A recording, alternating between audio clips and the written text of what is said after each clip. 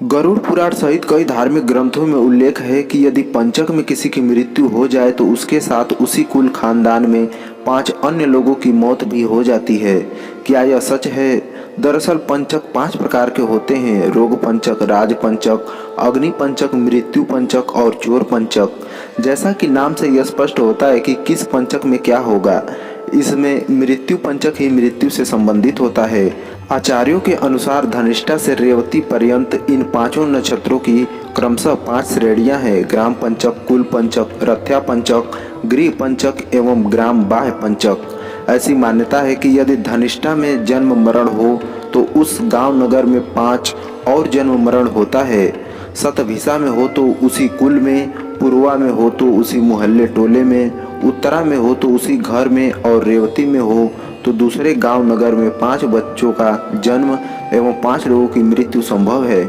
मान्यता अनुसार किसी नक्षत्र में किसी एक के जन्म से घर आदि में 5 बच्चों का जन्म तथा किसी एक व्यक्ति की मृत्यु होने पर 5 लोगों की मृत्यु होती है। मरने का कोई समय नहीं होता, ऐसे में 5 लोगों का मरना कुछ हद तक संभव है, परंतु उत्तरा भाद्रपदा को गृह पंचक माना गया है और प्रश्न है कि किसी घर की 5 औरतें गर्भवती होंगी तभी तो 5 बच्चों का जन्म संभव है। पंचक में जन्म, मरण और 5 का सूचक है। जन्म खुशी है और गृह आदि में विभक्त इन नक्षत्रों के तथाकथित फल 5 गृह आदि में होने वाले हैं, तो स्पष्ट है कि वहाँ विभिन्न प्रकार की खुशियाँ आ सकती हैं। 5 मृत्युओं का अभिप्राय देखें तो 5 गृहादि में रोग, कष्ट, दुख आदि का आगम हो सकता है। कारण व्यथा, दुख, भय, लज्जा, रोग, शोक, अपमान तथा मरण, मृत्यु के ये 8 भेद हैं। इसका मतलब यह है कि जरूरी नहीं कि 5 की मृत्यु ही हो, 5 को किसी प्रकार का कोई रोग, शोक या कष्ट हो सकता है। अब जानते हैं कि क्या होता है पंचक। आकाश को कुल 27 नक्षत्रों में बांटा गया है। इन 27 नक्षत्रों में अंतिम 5 नक्षत्र धनिष्ठा, शतभिषा, पूर्वा भाद्रपद, उत्तरा भाद्रपद और रेवती नक्षत्रों के संयोग को पंचक कहा जाता है। इन 5 नक्षत्रों की युति यानी गठजोड़ अशुभ होता है। मुहूर्त चिंतामणि के अनुसार इन नक्षत्रों की युति में किसी की मृत्यु होने पर परिवार के अन्य सदस्यों को मृत्यु या मृत्यु तुल्य कष्ट सहना पड़ता है।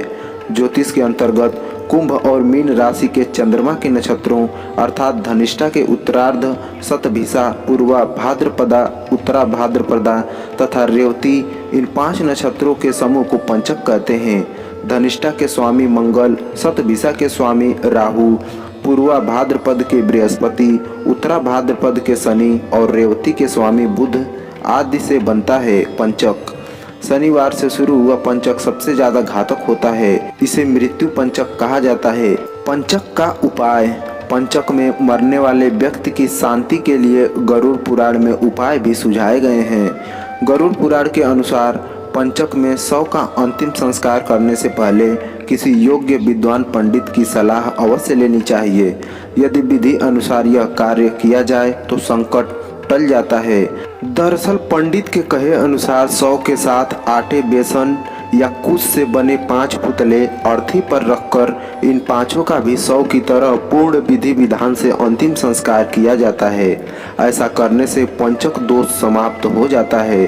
दूसरा यह कि गरुड़ पुराण के अनुसार अगर पंचक में किसी की मृत्यु हो जाए तो उसमें कुछ सावधानियां बरतनी चाहिए। सबसे पहले तो दाह संस्कार संबंधित नक्षत्र को मंत्र से आहुति देकर नक्षत्र को मध्यकाल में किया जा सकता है। नियम पूर्वक दी गई आहुति पुण्य फल प्रदान करती है। साथ ही अगर संभव हो तो दाह संस्कार तीर्थ स्थल में किया जाए तो उत्तम गति मिलती है। पंचक में वर्जित कार्य।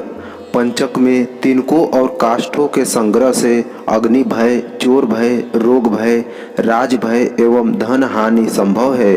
शास्त्रों में पंचक के समय दक्षिण दिशा की यात्रा करना, लकड़ी का सामान खरीदना या बनवाना, खाट बुनना, घर की छत ढलवाना, चांदनी लगवाना, घर की लिपाई पुताई करवाना आदि कार्यों को वर्जित बताया गया है।